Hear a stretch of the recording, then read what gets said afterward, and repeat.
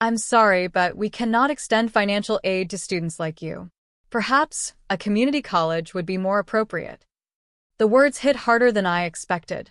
I was sitting across a mahogany desk in the administrative office of Aldridge University, a place I had dreamed about since I was 12. The bursar didn't even look me in the eye. Just a nod toward the stack of papers in my hand. The rejected scholarship appeal. Outside, sunlight poured across the lush green lawn where students lounged, laughed, and took their future for granted. Inside, mine was collapsing quietly. I stood up slowly, my throat dry, heart pounding. "I'm not asking for a handout," I said calmly, voice trembling only slightly. "I'm asking for a chance." The woman didn't flinch. "That chance is no longer available." And just like that, I was done. Or so they thought. My name is Ava Coleman, and I grew up in a small, rust-stained town just outside of Toledo, Ohio. We didn't have much, but what we had, we protected. My mother cleaned houses 6 days a week, and my father, when he was around, picked up construction jobs in the warmer months. I learned early how to stretch a dollar, patch up shoes with duct tape, and never ask for more than what was absolutely necessary. But the one thing I always asked for, without shame, was knowledge. Books were my escape. They didn't need electricity or a subscription. Just time. I used to sit on the back steps of our trailer reading with my flashlight long after the rest of the house had gone to sleep. That's where dreams were born. By the time I was in 10th grade, my GPA was a perfect 4.0. I volunteered at the library. I tutored other students. I was voted most likely to change the world by teachers who had seen me survive on peanut butter crackers during lunch because my account was always short. The honor roll stickers on my report cards were my trophies. And when I got that acceptance letter from Aldridge University, it felt like the universe had finally acknowledged my fight. Aldridge wasn't just a school to me. It was the dream. Ivy-covered walls, historic lecture halls, professors with books older than my town. It was everything I believed I'd earned. But earning a dream, I later learned, doesn't mean others will help you reach it. I had applied for every scholarship, grant, and work-study position I could find. I even started a GoFundMe campaign that my high school counselor helped me write. But it wasn't enough. The remaining tuition balance stood between me and the life I'd scraped and clawed to prepare for. Still, I showed up for orientation that summer like I belonged. Because I did. I slept on a borrowed air mattress in a 2-bedroom apartment with 3 other freshmen, all of whom had parents who sent care packages and covered rent. I didn't envy them. Not really. I just wished I had someone I could call when my ramen ran out. When the financial aid office said they couldn't approve my appeal because I didn't meet the exceptional circumstances criteria, I didn't cry. Not in front of them, at least. But when I walked across campus that afternoon and sat beneath the giant oak tree near the West Wing, the one with initials carved by students long gone, I let the tears come. Quietly, like a confession. Because I'd done everything right. I had played by every rule, ticked every box. And still, I wasn't enough. I remembered something my grandmother, Mavis, used to say. The world's going to tell you what you can't have, Ava. But it doesn't mean you stop asking. You just find another way to ask. Mavis raised me more than anyone. My mom worked so much, and my dad, well, he loved disappearing right when we needed him most. But Grandma Mavis was steady. She smelled like jasmine oil and wore clip-on earrings that always sparkled, even if they were fake. She'd sit with me after school, help with my essays, make me spell out new vocabulary words from Reader's Digest. Education, she'd whisper like it was a secret, is the only thing no one can repossess. That voice was with me every time I walked past the school's stone gates. But dreams collide hard with walls, and Aldridge's gates were about to close on me, for good. After my appeal was denied, I did what I had done my entire life. I tried to fix it myself. I picked up a part-time job at a local diner called Marlene's Grill, waiting tables 4 nights a week and working the graveyard shift on weekends. I wrote essays in the kitchen during slow hours and studied for midterms in the employee break room while my feet ached in non-slip shoes.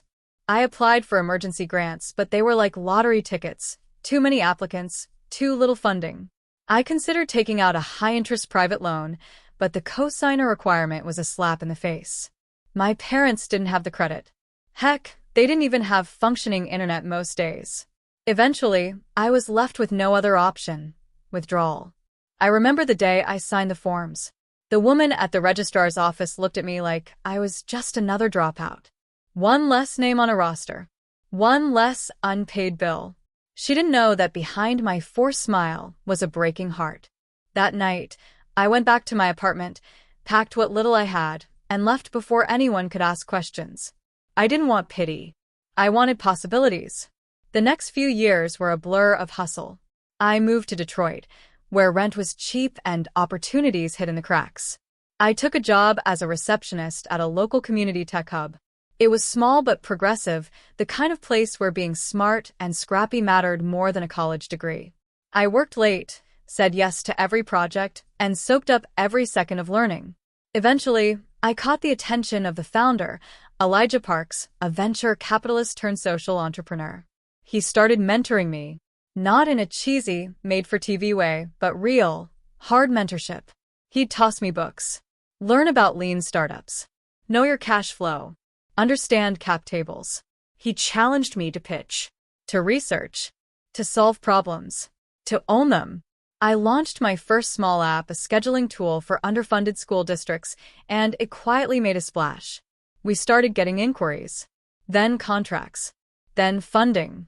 Within 3 years, I was running a growing edtech company called BridgeMind, and for the first time in my life, I wasn't just surviving, I was winning.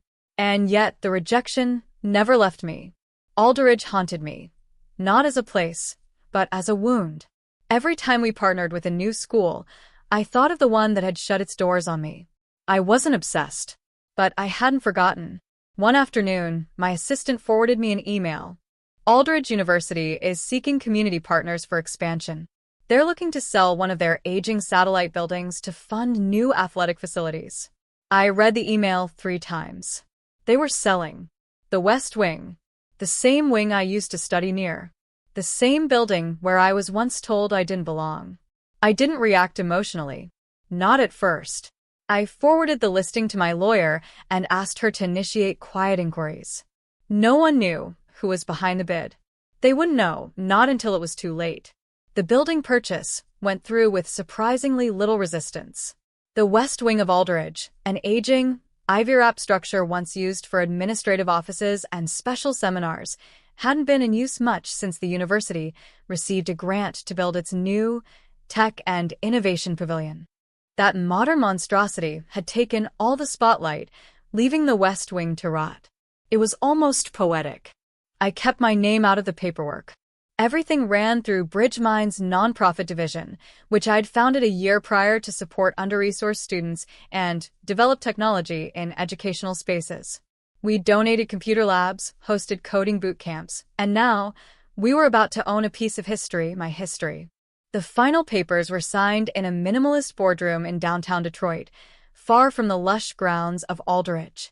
I wore a gray-fitted suit and deep plum lipstick, my armor. My lawyer looked at me with a smile once the ink dried. "It's officially yours," she said. "No," I replied, folding the papers neatly into my leather briefcase. "It's ours. Every student who has ever told no just bought a seat at the table." And I meant it. A few weeks later, I arranged a meeting back at Aldridge. They didn't know it was me yet. The university's board and development team had extended an invitation to the mystery buyer, who was interested in repurposing the space for educational innovation. They wanted to understand my vision. I could tell from their formal language that they expected an older white man in a navy suit, maybe with a portfolio of schools or an MBA from Harvard. I gave them something else entirely. The meeting was scheduled for 10 a.m. on a Thursday. Clear skies, warm spring air. The kind of day when the future feels possible. I arrived early.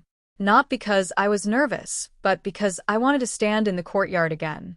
The same courtyard where I once sat crying beneath the old oak. The tree was still there. Taller, broader. Just like me. I wore a black blouse tucked into high-waisted cream trousers and low heels that clicked authoritatively across the stone pathway. My curls were pulled into a sleek bun, and I carried nothing but my phone and a slim leather folder. When I walked into the conference room, the change in energy was immediate. A tall man in a blazer stood up first. "Hi, can we help you?" I smiled. "Yes. I'm Ava Coleman. I believe you were expecting me." His eyebrows lifted, and I could practically hear his mental scramble. "Ms. Coleman." "Oh, I see." "I'm surprised. We didn't have a photo on file." "That was intentional," I said smoothly, taking the empty chair at the head of the table. There were 4 of them: Dr. Stevens, the provost, 2 trustees, and 1 younger assistant with a tablet and a furrowed brow. None of them recognized me. That would come soon enough. "So," said Dr. Stevens, clearing his throat, "Bridgemind. We've looked into some of your initiatives. Very impressive. And we understand you're interested in reimagining the West Wing." "Not interested," I said, unfolding the folder and sliding it across the table. "I've already bought it." The assistant blinked. One of the trustees leaned forward. Sorry, what?" "The deed transfer was finalized last week. It's public record, if you'd like to check." But I thought this was just an exploratory conversation. It was for you. For me, it's the beginning of execution. I opened the folder wider, revealing architectural drafts, renovation plans, classroom sketches, community resource hubs. We'll be converting the building into a free learning center for underserved high school students. There'll be labs, mentorship programs, and weekend workshops. No admission letters. No tuition barriers. Just opportunity. Their silence was delicious. The provost finally found his voice. "And may I ask what your connection is to Aldridge?" I leaned back slightly and looked directly at him. "I was once a student here. Briefly. Until your financial aid office decided I wasn't worth investing in." The tension crackled like static. I was told word for word that perhaps a community college would be more appropriate. That exceptional aid was for exceptional people. His mouth opened, then closed.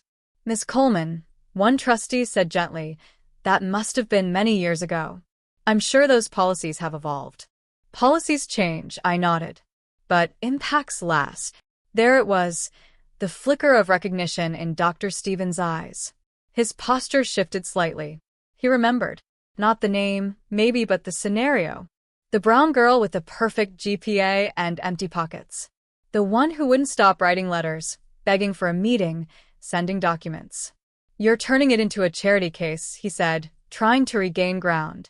I shook my head slowly. "I'm turning it into justice." I let them sit with that.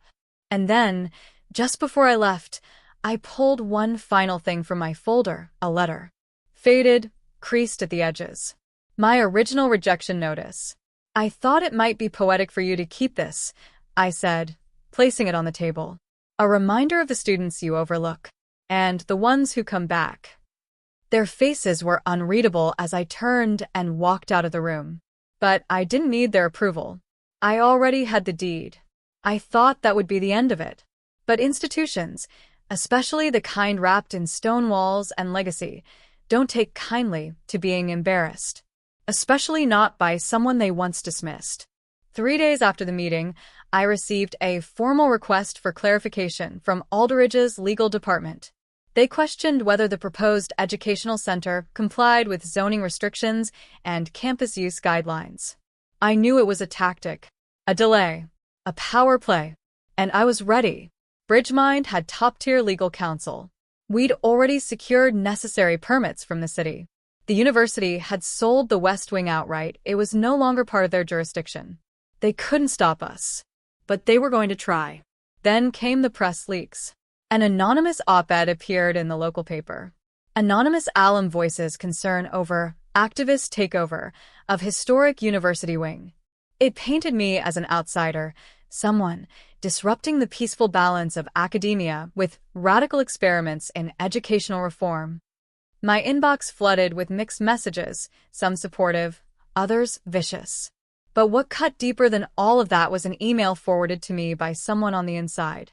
A former classmate, Maya Jordan, now a junior faculty member, sent it with a subject line. "Thought you should see this." The email thread included several administrators and trustees discussing my background. They dissected my finances, questioned my real intentions, and even speculated about my personal life. "She's just angry," one had written, "trying to prove something. We should have vetted the buyer more carefully. Maybe she's planning to flip it and make a profit. This is about ego, not education." I sat with the laptop closed on my lap for nearly 20 minutes. Ego? If only they knew how much I had sacrificed to even stand on that campus again, without flinching. I texted Maya. "Thanks. I won't forget you stood up." She responded, "I've been silent too long. Let me know how else I can help." Maya wasn't the only one. Over the next week, messages began trickling in from alumni, former students, even staff who'd quietly left the institution. Some of their stories mirrored mine. Denied scholarships, ignored complaints, subtle microaggressions that snowballed into academic failure. One woman, Tanya Marks, wrote, "I remember when they cut my grant mid-semester and told me I should consider taking a break. That students like me often struggled here. I left just like you did. But I didn't fight back. Thank you for doing what I couldn't." And then came the confrontation I didn't expect. It happened at a city fundraiser hosted at a local art gallery. I was there as a speaker invited to talk about Bridgemine's work. Midway through the evening, I saw Dr. Stevens approaching across the room, wine glass in hand. He gave me a tight smile. "Ms. Coleman, you're certainly making waves. Isn't that what education is for?" I said calmly. "I'm curious," he continued, voice low and slick. "How long do you plan to hold that space?" I blinked. "You mean the building?" "Yes. These things come and go. People lose interest. Donors shift. I'd hate for you to burn out so early in your career." I looked him in the eye. "That space will last as long as students keep being told they're not enough. So, probably forever." He smiled again, but this time it didn't reach his eyes. "Just remember who built that institution." "Oh, I haven't forgotten," I said. "And neither will the students who walk through my doors." The last straw came a week later. The university filed an injunction to halt renovations. Claimed we were violating historical preservation codes, even though the West Wing had been left to rot for years. I knew then that I had to fight louder. So, I did the thing I never thought I'd do. I went public. I sat down with a local journalist, Deshaun Ellis, who'd followed Bridgemine's growth from the beginning, and I told my story. The headline ran 2 days later. "From rejected to rebuilder. One woman's return to the university that cast her out." The article included my letter of rejection. Photos of the crumbling West Wing. Testimonials from students, alumni, and staff. And, at the end, a simple statement from me. They told me I didn't belong. Now, I'm making sure no one else hears those words again. And just like that, the tide shifted. The injunction was dropped within 4 days. Public support surged. Donations to Bridgemind tripled. Maya Jordan and 2 other junior faculty members resigned in protest of the university's actions and joined our advisory board. The university tried to save face, of course. Released a carefully worded statement about dialogue and diversity. But they were no longer in control of the narrative. I was. The West Wing smelled like dust and old paper when we finally broke ground. I stood in the main hallway, the same one where I once wandered looking for the financial aid office, desperate and lost. This time, I held blueprints in one hand and a cup of hot coffee in the other. My team surrounded me, planners, volunteers, young students with bright eyes and bold ideas. But more than that, I had peace. They had tried everything, legal pushback, smear campaigns, subtle manipulation, but I never once raised my voice. I never matched their bitterness. I met it with clarity, purpose, and unshakable dignity. That was the victory. 1 week into renovations, I got a call from Mrs. Thompson. She'd been my favorite high school English teacher. The kind of woman who made poetry feel like prayer, and made me feel like someone worth listening to, even when the world didn't agree. "I saw the article," she said. "I cried the whole way through. You always were something special, Ava." "Thank you," I whispered. "You're part of why I made it." We talked for almost an hour. She told me that some of her current students were asking about Bridgemind. She wanted to bring them for a visit once the center opened. I told her, They'll have keys to the front door. Meanwhile, something unexpected happened. Maya Jordan, now free from the weight of Aldridge, began building something of her own. She launched an online platform for marginalized educators to share resources, host discussions, and offer mentorship to early career teachers. "I spent years thinking I had to play quiet to be respected," she told me over dinner one night. "Now I realize the only thing I ever did wrong was sit down when I should have stood up." We were rebuilding, in every sense. And we weren't alone anymore. I could have turned this into a personal empire, bought more buildings, put my name on every wall. But instead, we named the new learning center after someone else. The Janice Coleman Opportunity House. In honor of my late grandmother, the one who told me that kindness was strength, that education was liberation, and that revenge was never about destruction, it was about reclamation. We held a small naming ceremony. I read from the journal where I used to write scholarship essays. She helped me edit. My voice cracked as I spoke, but I didn't cry. She used to say, "They can take your money, but they can't take your mind." And now, this building will be a place where no child ever has to choose. In a surprising twist, one of the university's younger trustees, a woman named Elena Vasquez, reached out to me after the media storm settled. "I've watched all this unfold," she said during our coffee meeting. "I was silent in those boardrooms because I didn't know how to speak up. But that changes now." She offered to create a partnership, one that gave BridgeMind access to students struggling at Aldridge, especially first Gents and those facing financial hardship. At first, I was cautious. But I remembered my grandmother again. "Don't fight so hard you forget how to forgive." So we said yes with conditions. Real structure, real oversight, real change. It wasn't about trusting institutions again. It was about giving students the safety nets we never had. And there was another moment, one I never expected. Dr. Stevens, the former provost, showed up, unannounced, during a weekend event at the new center. He stood at the entrance awkwardly, hands folded in front of him, wearing the same tweed jacket I remembered. "I came to see what you've done," he said softly. I didn't offer him a tour. I didn't need his approval. But I nodded. "It's open to the public. You're welcome to walk through." He looked around, taking in the laughter, the hum of computers, the scent of fresh paint.